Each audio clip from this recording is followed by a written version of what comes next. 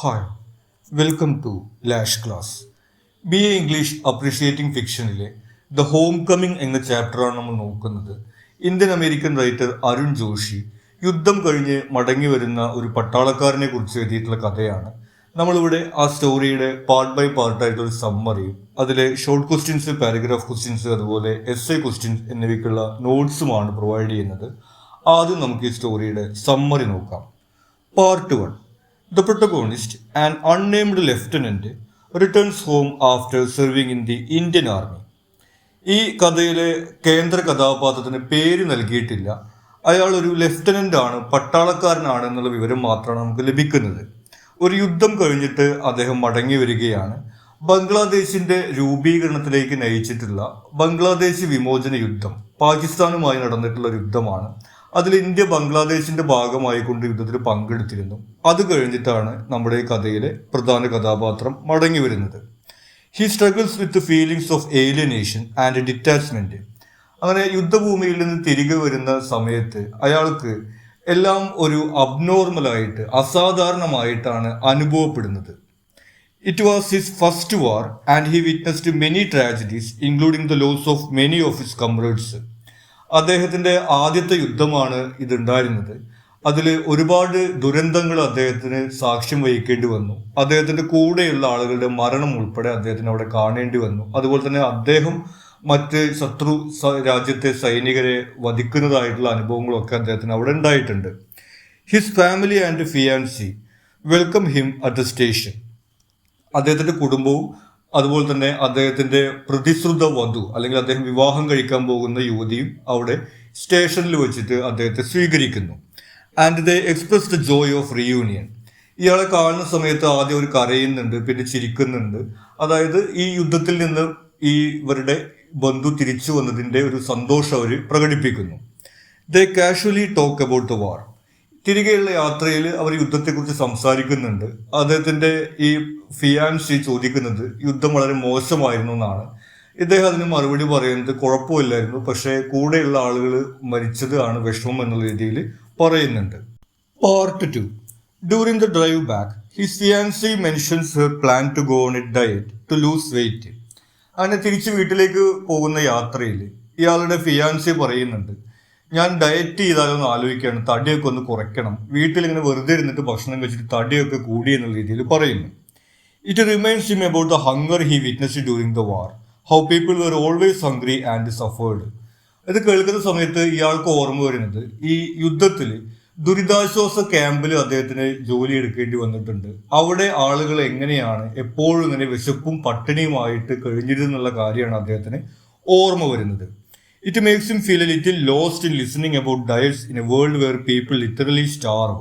ഇങ്ങനെ ആളുകൾ പട്ടിണി കൊണ്ട് ദുരിതം അനുഭവിക്കുന്ന ഈ ലോകത്ത് ഇങ്ങനെ ഡയറ്റിനെ കുറിച്ചൊക്കെ സംസാരിക്കുന്നത് കേൾക്കുമ്പോൾ അദ്ദേഹത്തിന് പെട്ടെന്ന് അത് മനസ്സിലാക്കാൻ വേണ്ടി സാധിക്കുന്നില്ല. Part 3. His family is very keen on his marriage. ഇനി തിരിച്ചെത്തിയ സമയത്ത് അദ്ദേഹത്തിന്റെ വീട്ടുകാരെ ഈ വിവാഹം എത്രയും പെട്ടെന്ന് നടക്കണം എന്നുള്ള രീതിയിലാണ് സംസാരിക്കുന്നത്. പ്രത്യേകിച്ചും അദ്ദേഹത്തിന്റെ അമ്മ. He too was the same before the war. ഇദ്ദേഹത്തിനും ഇങ്ങനെ ഒരു ചിന്ത തന്നെയാണ് ഈ യുദ്ധത്തിന് പോകുന്നതിന് മുമ്പ് ഉണ്ടായിരുന്നത്. പക്ഷെ അവിടുന്ന് പോയി വന്നതിന് ശേഷം അയാൾക്ക് മാറ്റം സംഭവിച്ചിരിക്കുകയാണ്. But now he is disturbed by the memories and thoughts of വാർ.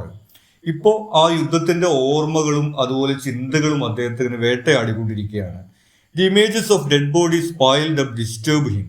ഇങ്ങനെ കൂട്ടിയിടപ്പെട്ട മൃതദേഹങ്ങളൊക്കെ അവിടെ അദ്ദേഹത്തിന് കാണേണ്ടി വന്നു. അതൊക്കെ അദ്ദേഹത്തെ ഡിസ്റ്റർബ് ചെയ്യുന്നു.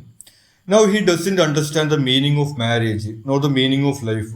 അങ്ങനെ യുദ്ധത്തിന്റെ ഭാഗമായിട്ട് ഇത്ര വലിയ ദുരന്തങ്ങളൊക്കെ കണ്ടതിന് ശേഷം ഈ ജീവിതത്തിന്റെ അർത്ഥം എന്താണ്, അല്ലെങ്കിൽ ഈ വിവാഹത്തിന്റെ അർത്ഥം എന്താണ് തുടങ്ങിയ കാര്യങ്ങളൊന്നും അദ്ദേഹത്തിന് മനസ്സിലാകുന്നില്ല. He wishes to share these thoughts with someone to find solace.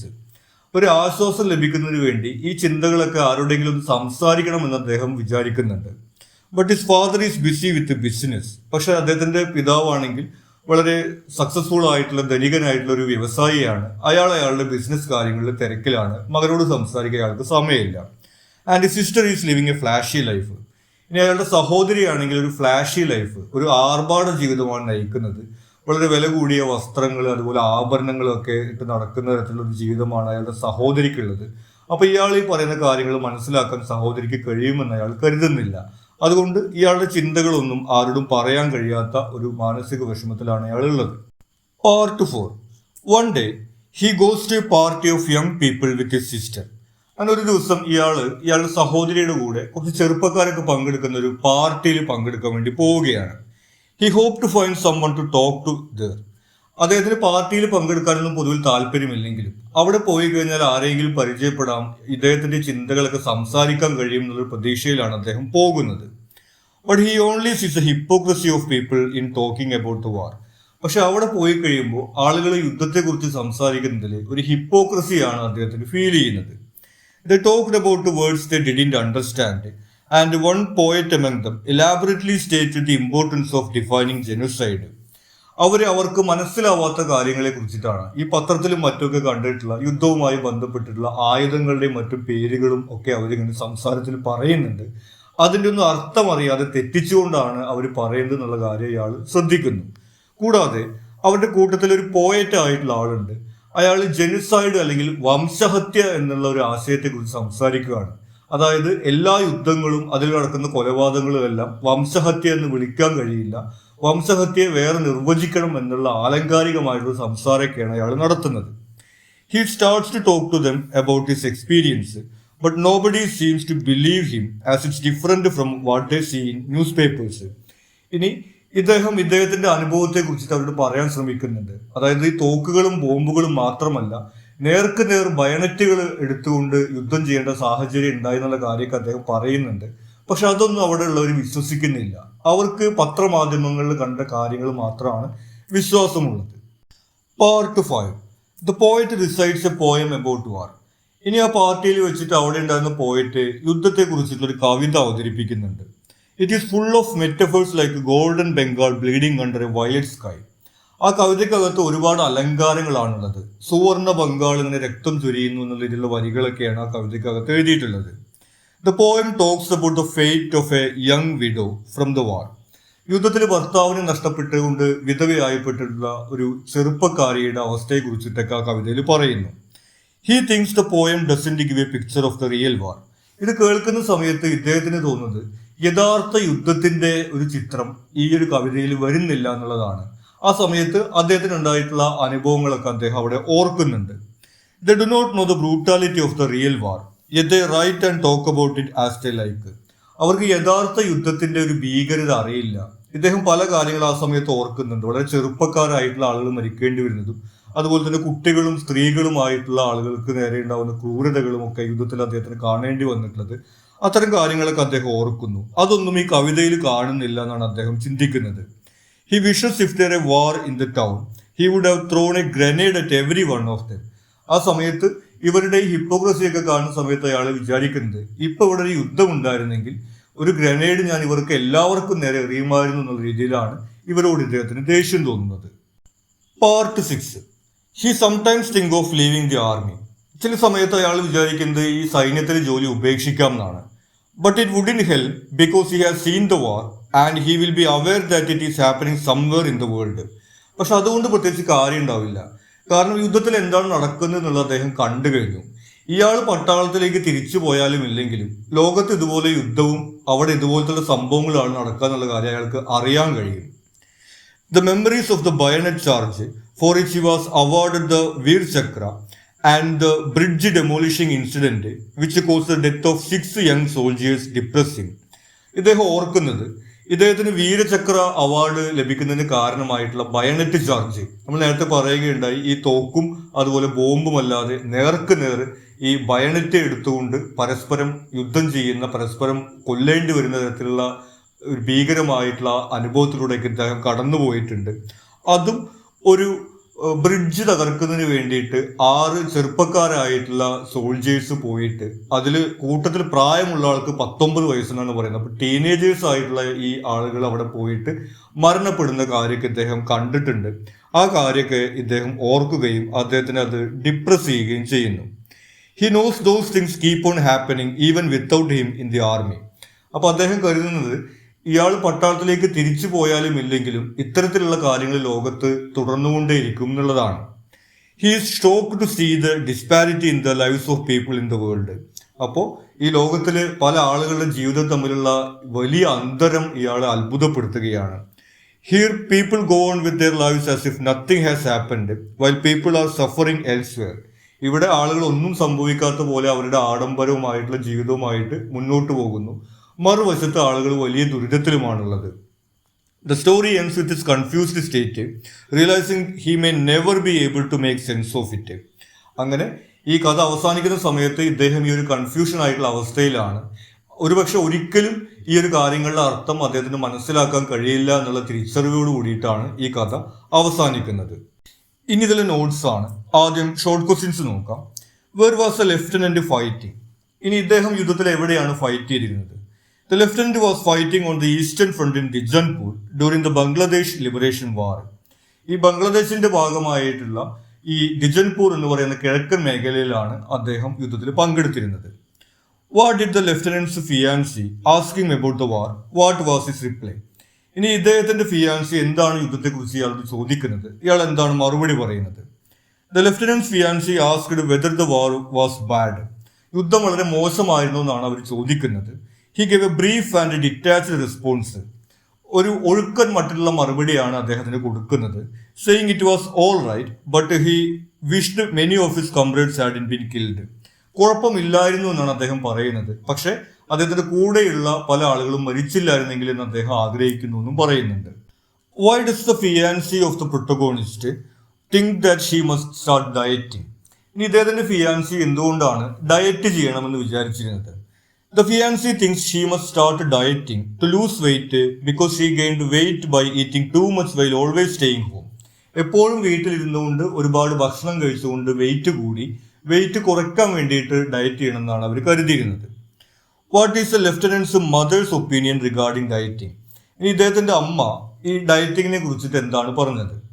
The lieutenant's mother thinks dieting causes anemia, which is bad for childbearing. Dieting ചെയ്തു കഴിഞ്ഞിട്ടുണ്ടെങ്കിൽ അനീമിയ വരുന്നതാണ് ഇദ്ദേഹത്തിന്റെ അമ്മ പറയുന്നത്. അത് ഒരു കുഞ്ഞുണ്ടാവുന്ന സമയത്തൊക്കെ പ്രയാസമായിരിക്കും എന്നാണ് അവർ പറയുന്നത്. Who was very keen on lieutenant's marriage? ഇനി ഇദ്ദേഹത്തിനെ പെട്ടെന്ന് വിവാഹം കഴിപ്പിക്കണമെന്ന് താല്പര്യപ്പെട്ടിരുന്നത് ആരായിരുന്നു?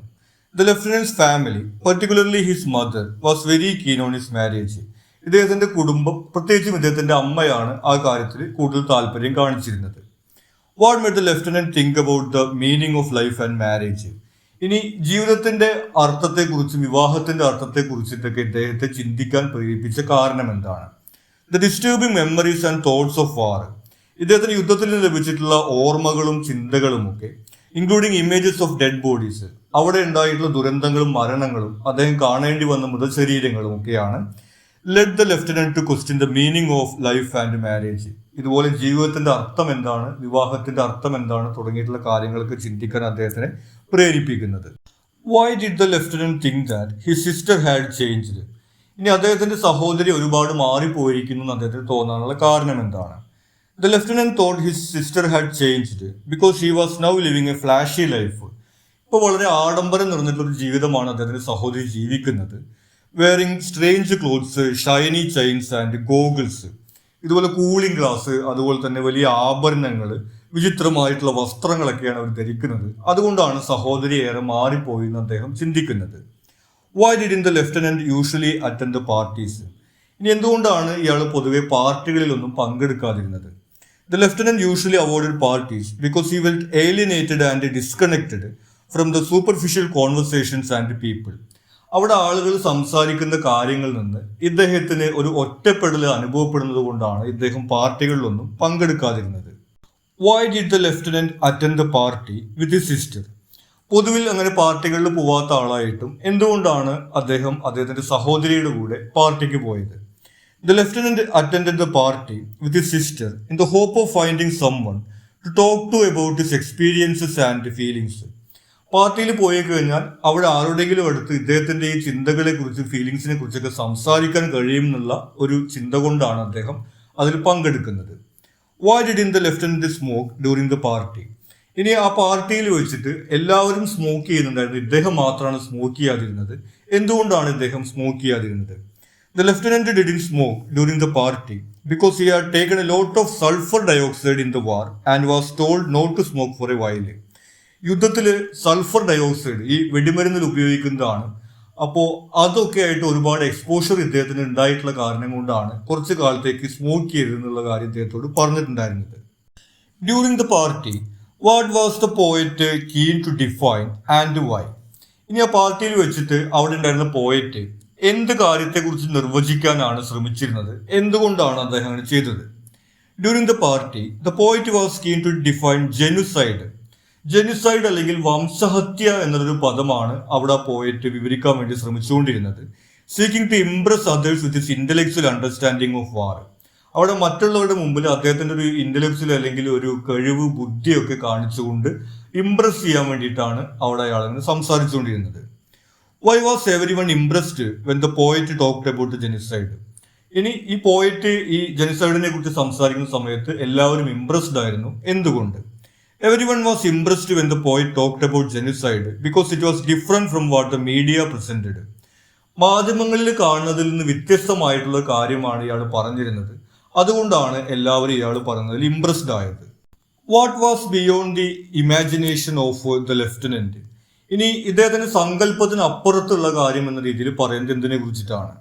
Having to die so young in war was beyond his imagination. യുദ്ധത്തിൽ വളരെ ചെറുപ്പത്തിൽ തന്നെ മരിക്കുക എന്നുള്ളതാണ് ഇദ്ദേഹത്തിന് ചിന്തിക്കാൻ കഴിയുന്നതിന്റെ അപ്പുറത്തായിട്ടുള്ള കാര്യമായിട്ട് പറയുന്നത്. He had witnessed 6 teenagers dye in the വാർ. ഇദ്ദേഹം നേരിട്ട് തന്നെ 6 ടീനേജേഴ്സ് ആയിട്ടുള്ള ആളുകൾ മരിക്കുന്നത് കണ്ടിട്ടുണ്ടായിരുന്നു. അതാണ് ഇദ്ദേഹത്തിന് ചിന്തിക്കാൻ കഴിയുന്നതിന്റെ അപ്പുറത്തായിട്ടുള്ള കാര്യമായിട്ട് പറയുന്നത്. How did the subedar die? ഇനി ഇദ്ദേഹത്തിന്റെ കൂടെ ഉണ്ടായിരുന്ന സുബേദാർ എങ്ങനെയാണ് മരിക്കുന്നത്? The subedar died in a bayonet charge, a traumatic event that haunted the lieutenant. നമ്മൾ നേരത്തെ പറയുകയുണ്ടായി, ഇദ്ദേഹത്തെ യുദ്ധത്തിൽ ഈ തോക്കും ബോംബും മാത്രമല്ലാതെ നേരിട്ട് നിന്നുകൊണ്ട് ഈ ശത്രു രാജ്യത്തിലെ സൈനികരുമായിട്ട് യുദ്ധം ചെയ്യേണ്ട ഒരു ബയണറ്റ് ചാർജ് ഉണ്ടായിരുന്നു. അതിൽ വെച്ചിട്ടാണ് സുബേദാർ മരണപ്പെടുന്നത്. Why did the memories of the bayonet charge keep the lieutenant troubled? ഇനി എന്തുകൊണ്ടാണ് ആ ബയണറ്റ് ചാർജുമായി ബന്ധപ്പെട്ട ഓർമ്മകൾ ഇദ്ദേഹത്തെ പ്രയാസപ്പെടുത്തിക്കൊണ്ടിരുന്നത്? The memories of the bayonet charge trouble the lieutenant because it involve the death of his comrades. ഇദ്ദേഹത്തിന്റെ കൂടെയുള്ള ഒരുപാട് പേരുടെ മരണം ഇദ്ദേഹത്തിന് നേരിട്ട് കാണേണ്ട സാഹചര്യമാണ് അവിടെ ഉണ്ടായത്.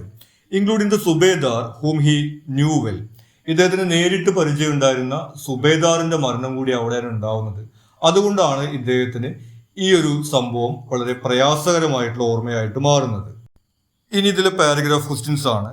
ആദ്യത്തെ ചോദ്യം, why did the lieutenant feel a little lost when his fiancee spoke about dieting? ഇദ്ദേഹത്തിന്റെ ഫിയാൻസെ ഡയറ്റിങ്ങിനെ കുറിച്ച് സംസാരിക്കുന്ന സമയത്ത് എന്തുകൊണ്ടാണ് ഇദ്ദേഹത്തിന് സ്വയം നഷ്ടപ്പെടുന്നത് പോലെ തോന്നിയത്? The lieutenant had witnessed extreme hunger and suffering during the war were people were always hungry and many starved to death. ഇദ്ദേഹം യുദ്ധത്തിന്റെ ഭാഗമായിട്ട് ദുരിതാശ്വാസ ക്യാമ്പിൽ പ്രവർത്തിക്കുന്ന സമയത്ത് ഒരുപാട് ആളുകൾ പട്ടിണി കിടക്കുന്നതും പട്ടിണി കൊണ്ട് മരിക്കുന്നതും ഒക്കെ കാണേണ്ടി വന്നിട്ടുണ്ട്. Hearing his fiancée talk about dieting to lose weight felt incongruous and trivial in comparison to the stark realities of starvation he had seen. അപ്പോൾ ഇദ്ദേഹത്തിന്റെ ഫിയാൻസി ഈ ഡയറ്റിങ്ങിനെ കുറിച്ച് പറയുന്ന സമയത്ത് ഇദ്ദേഹം കാണേണ്ടി വന്നിട്ടുള്ള യാഥാർത്ഥ്യങ്ങളുടെ പരസ്പര വിരുദ്ധമായിട്ടൊരു കാര്യമായിട്ടാണ് അദ്ദേഹത്തിന് അത് അനുഭവപ്പെടുന്നത്. This contrast between his fiancée's concerns and the severe hunger he had encountered made him feel disoriented and disconnected from her perspective. അപ്പോൾ ഇദ്ദേഹത്തിന് കാണേണ്ടി വന്നിട്ടുള്ള ഈ യാഥാർത്ഥ്യങ്ങളുടെ ചിത്രവും ഇദ്ദേഹത്തിന്റെ ഫിയാൻസെ പറയുന്ന ഈ ഡയറ്റിങ്ങിന്റെ കാര്യവും തമ്മിലുള്ള ഈ പരസ്പര വിരുദ്ധതയാണ് ഇദ്ദേഹത്തിന് ഒരു ഡിസ്കണക്ഷൻ അനുഭവപ്പെടുന്നതിന് കാരണമായത്. The lieutenant's experience in the relief station. ഇനി ആ ദുരിതാശ്വാസ ക്യാമ്പിൽ ഉണ്ടായിട്ടുള്ള ഇദ്ദേഹത്തിന്റെ അനുഭവമാണ് ചോദിക്കുന്നത്. The lieutenant worked in a relief station where he saw the devastating effects of war on civilians, including widespread hunger. ഇനി യുദ്ധത്തിൽ പട്ടാളക്കാർക്ക് ഉണ്ടാവുന്ന അനുഭവങ്ങൾ ഇദ്ദേഹം നേരിട്ട് കണ്ടിട്ടുള്ളതാണ്. ഇത് കൂടാതെ സാധാരണക്കാരായിട്ടുള്ള ആളുകൾക്ക് ഉണ്ടാവുന്ന കാര്യങ്ങൾ ഇദ്ദേഹത്തിന് ആ ദുരിതാശ്വാസ ക്യാമ്പിൽ വെച്ച് കാണാൻ വേണ്ടി കഴിഞ്ഞു. അതിൽ പ്രധാനമായിട്ട് വരുന്നത് പട്ടിണിയായിരുന്നു. He witnessed the desperation of people struggling to survive, many of whom were severely malnourished and were waiting for hours for their ration. അവർ ഒന്ന് ജീവൻ നിലനിർത്താൻ വേണ്ടിയിട്ട് എത്രമാത്രം പ്രയാസപ്പെടുന്നു എന്നുള്ള കാര്യം അദ്ദേഹം അവിടെ കാണുന്നുണ്ട്. എല്ലാവർക്കും ഇതുപോലെ മാൽനറിഷ്മെന്റ് അല്ലെങ്കിൽ ആഹാരത്തിന്റെ കുറവ് കാണാൻ വേണ്ടി കഴിയുന്നുണ്ട്. അവരെല്ലാം മണിക്കൂറുകളോളമാണ് അവരുടെ റേഷൻ കിട്ടുന്നതിന് വേണ്ടിയിട്ട് വരികളിൽ എങ്ങനെ നിൽക്കുന്നത് ഇദ്ദേഹം കാണുന്നത്. They would gobble the food instantly, but they would still feel hungry as there was not enough food. അവർക്ക് ലഭിക്കുന്ന തുച്ഛമായിട്ടുള്ള ഭക്ഷണം അവർ അപ്പോൾ തന്നെ മുഴുവനായിട്ട് കഴിക്കുമായിരുന്നു. പക്ഷെ എന്നിട്ടും അവർ വീണ്ടും വിശപ്പാണ് അനുഭവിക്കുന്നത്. കാരണം അത്ര തുച്ഛമായിട്ടുള്ള ഭക്ഷണം മാത്രമാണ് അവർക്ക് ലഭിച്ചിരുന്നത്. The elderly only ate if they got something, otherwise they would just lie and die. ഇനി പ്രായമായിട്ടുള്ള ആളുകളാണെങ്കിൽ അവർക്ക് ഇതുപോലെ ക്യൂ നിൽക്കാനൊന്നും കഴിയില്ല. ആരെങ്കിലും എന്തെങ്കിലും കൊടുത്താൽ മാത്രം അവർ കഴിക്കും, അല്ലെങ്കിൽ അവിടെ കിടന്നുകൊണ്ട് മരിക്കും എന്നുള്ളതായിരുന്നു അവരുടെ അവസ്ഥ ഉണ്ടായിരുന്നത്. What did the lieutenant remember after hearing the poem? ഇനി ആ പാർട്ടിയിൽ വെച്ചിട്ട് യുദ്ധത്തെ കുറിച്ചിട്ടുള്ള കവിത കേട്ട് കഴിഞ്ഞതിന് ശേഷം എന്താണ് ലെഫ്റ്റനന്റ് ഓർക്കുന്നത്? Hearing the poem, the lieutenant was reminded of the real and brutal images of war that the poet's metaphors failed to capture. ആ കവിതക്കകത്ത് പ്രകടിപ്പിക്കാൻ കഴിയാതെ പോയിട്ടുള്ള യുദ്ധത്തിന്റെ യഥാർത്ഥത്തിലുള്ള ഭീകരമായിട്ടുള്ള ചിത്രങ്ങളാണ് ഇദ്ദേഹം ഓർക്കുന്നത്. He thought about the grotesque scenes of death and destruction he had seen, especially the death of 6 teenagers who went on a boat to destroy a bridge.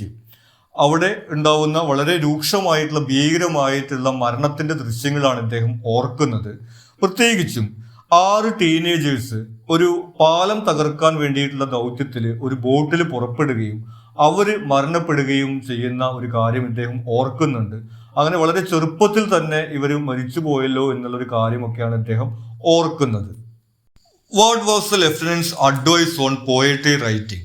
അപ്പോൾ ഈ കവിതയിൽ യുദ്ധത്തിന്റെ യഥാർത്ഥ ചിത്രം കാണുന്നില്ല എന്നുള്ളതിനെ കുറിച്ച് നമ്മൾ പറഞ്ഞു. എന്തായിരുന്നു ഇദ്ദേഹത്തിന് ഇതിനെക്കുറിച്ചുള്ള അഭിപ്രായം?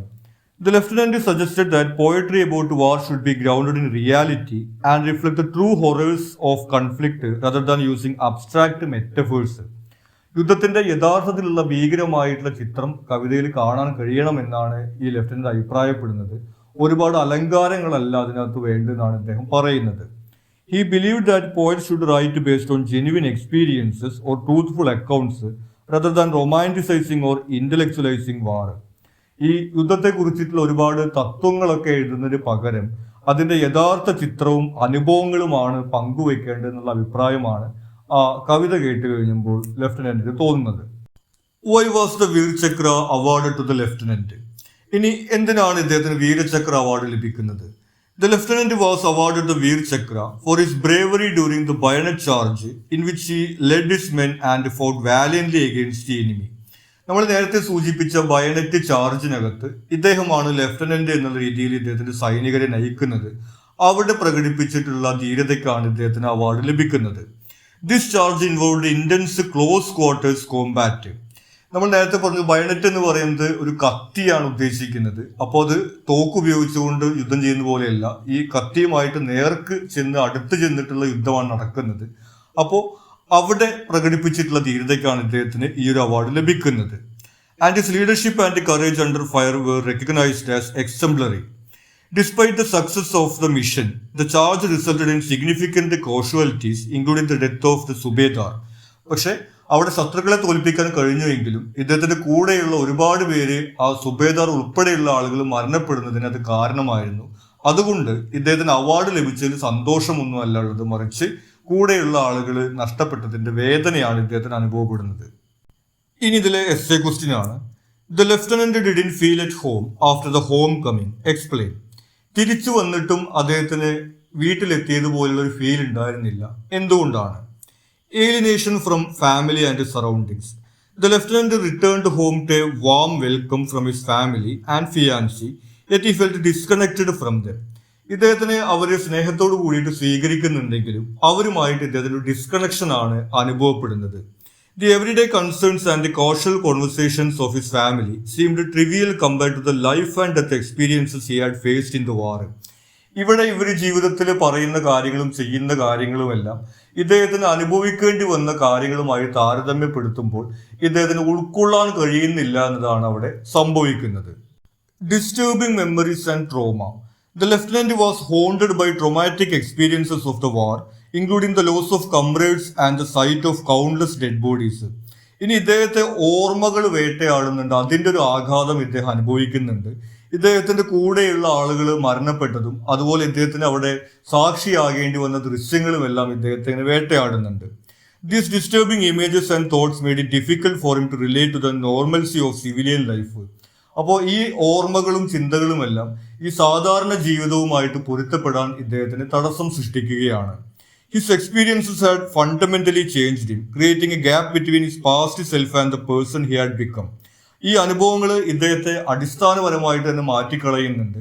കാരണം തിരികെ വന്നതിന് ശേഷം ജീവിതത്തിന്റെ അർത്ഥം എന്താണ് തുടങ്ങിയിട്ടുള്ള രീതിയിലേക്കാണ് ഇദ്ദേഹം ചിന്തിക്കുന്നത്.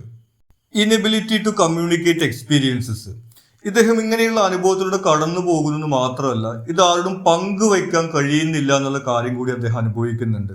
He found it challenging to share his war experiences with others, as they couldn't fully grasp the reality and the brutality he had witnessed. ഇദ്ദേഹത്തിന് ഈ അനുഭവിക്കുന്ന ചിന്തകളും ഫീലിങ്സും എല്ലാം മറ്റുള്ളവരോട് പറയാൻ കഴിയുന്നില്ല. നമ്മൾ നേരത്തെ പറഞ്ഞു, ഇദ്ദേഹത്തിന്റെ പിതാവ് ബിസിനസ് കാര്യങ്ങളിൽ മാത്രം താല്പര്യം പ്രകടിപ്പിക്കുകയാണ്, ഇദ്ദേഹത്തിന്റെ സഹോദരി ആഡംബര ജീവിതം നയിക്കുന്നത്. അങ്ങനെ ഇദ്ദേഹത്തിന് കണക്ട് ചെയ്യാൻ കഴിയുന്ന ആളുകൾ ഇവിടെ ഇല്ല എന്നുള്ളതാണ് ഇദ്ദേഹത്തിന് ഇടുന്ന അടുത്ത പ്രശ്നമായിട്ട് വരുന്നത്. During a party, when he attempted to talk about his experiences, he felt misunderstood and disconnected from the superficial discussions around him.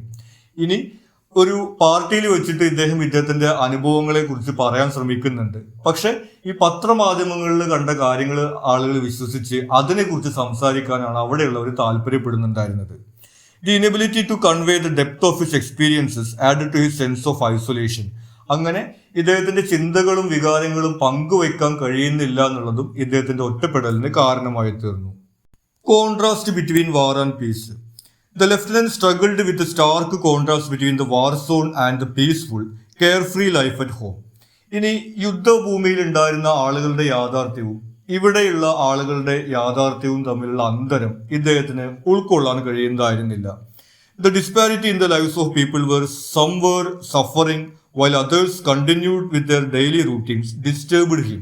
ഇനി ചില ആളുകൾ നേരത്തെ ദുരിതാശ്വാസ ക്യാമ്പിലെയും അതുപോലെ തന്നെ ആളുകളുടെ മരണവും ഉൾപ്പെടെയുള്ള കാര്യങ്ങളെ കുറിച്ച് നമ്മൾ പറഞ്ഞു. അങ്ങനെയുള്ള യാഥാർത്ഥ്യങ്ങളും കുറെ ആളുകൾ ഇതൊന്നും ബാധിക്കാത്ത തരത്തിലുള്ള ജീവിതവും നയിക്കുന്നത് ഇദ്ദേഹത്തിന് ഉൾക്കൊള്ളാൻ കഴിയുന്നതിന്റെ അപ്പുറത്തായിരുന്നു. The disparity highlighted the disconnect between his current environment and the war-torn world he had left behind him. അപ്പൊ അദ്ദേഹം കടന്നു വന്ന സ്ഥലത്തുള്ള ആളുകളുടെ ജീവിതവും അനുഭവവും ഇവിടെ കാണുന്ന ജീവിതവും അനുഭവവും തമ്മിലുള്ള അന്തരം അത്ര വലുതായിരുന്നു. അതിന്റെ ഒരു യാഥാർത്ഥ്യമാണ് ഇദ്ദേഹത്തിന് ഉൾക്കൊള്ളാൻ കഴിയാതെ വന്നിരുന്നത്. ഇത് കൂടാതെ വരുന്നത് സെൻസ് ഓഫ് ഹിപ്പോക്രസി ഇൻ സൊസൈറ്റിയാണ്. At a social gathering he perceived a sense of hypocrisy among people discussing war without truly understanding it. ആ പാർട്ടിയിൽ പോയ സമയത്ത് അവിടെ സംസാരിക്കുന്ന ആളുകളെല്ലാം യുദ്ധം എന്താണെന്ന് അറിയാതെയാണ് അതിനെക്കുറിച്ച് സംസാരിക്കുന്നത്. അവിടെ ആളുകളുടെ ഹിപ്പോക്രസി അദ്ദേഹം കാണുകയുണ്ടായി. The poet's elaborated but detached discussions about war and genocide seemed insincere compared to his first-hand experiences. അവിടെ പോയിട്ട് ജെനിസൈഡ് അല്ലെങ്കിൽ വംശഹത്യയെ കുറിച്ച് പറയുന്നതും യുദ്ധത്തെക്കുറിച്ചിട്ടുള്ള കവിതയിൽ പറയുന്നതുമായിട്ടുള്ള കാര്യങ്ങൾ ഇദ്ദേഹം യുദ്ധത്തിന്റെ യാഥാർത്ഥ്യം കണ്ടതിൽ നിന്ന് ചേർന്ന് നിൽക്കുന്നതല്ല എന്നുള്ള ഒരു തോന്നലാണ് ഇദ്ദേഹത്തിന് വരുന്നത്. This perceived hypocrisy further alienated him from the society he had returned to, reinforcing his feeling of not belonging. അങ്ങനെ ഈ സമൂഹത്തിലെ ഒരു ഹിപ്പോക്രസിയാണ് അദ്ദേഹത്തിന് കാണുന്നത് എന്നുള്ളത് കൊണ്ട് അവരുമായിട്ട് അടുക്കാൻ കഴിയാതെ ഡിസ്കണക്റ്റഡ് ആയിട്ട് ഇദ്ദേഹം മാറുകയാണ്. ഇതും ഇദ്ദേഹത്തിന്റെ ഒറ്റപ്പെടലിന് കാരണമായി. അപ്പൊ ഇത്തരത്തിലുള്ള കാര്യങ്ങളെ കൊണ്ടാണ് ഇദ്ദേഹം വീട്ടിൽ തിരിച്ചെത്തിയതിനു ശേഷവും ശരിക്കും അദ്ദേഹം വീട്ടിലെത്തിയിരുന്നില്ല എന്നുള്ള തരത്തിൽ നമ്മൾ പറയുന്നത്. ഇത്രയും കാര്യങ്ങളാണ് ഈ ചാപ്റ്ററിൽ നമുക്ക് ഇമ്പോർട്ടൻ്റ് ആയിട്ട് വരുന്നത്. നിങ്ങൾക്ക് മറ്റെന്തെങ്കിലും സംശയങ്ങളോ സജഷൻസോ ഉണ്ടെങ്കിൽ നിങ്ങൾ കമൻറ്റ് ചെയ്യുക. കൂടാതെ ചാനൽ നിങ്ങളൊരു സബ്സ്ക്രൈബ് ചെയ്തിട്ടില്ലെങ്കിൽ സബ്സ്ക്രൈബ് ചെയ്യുക. Thank you.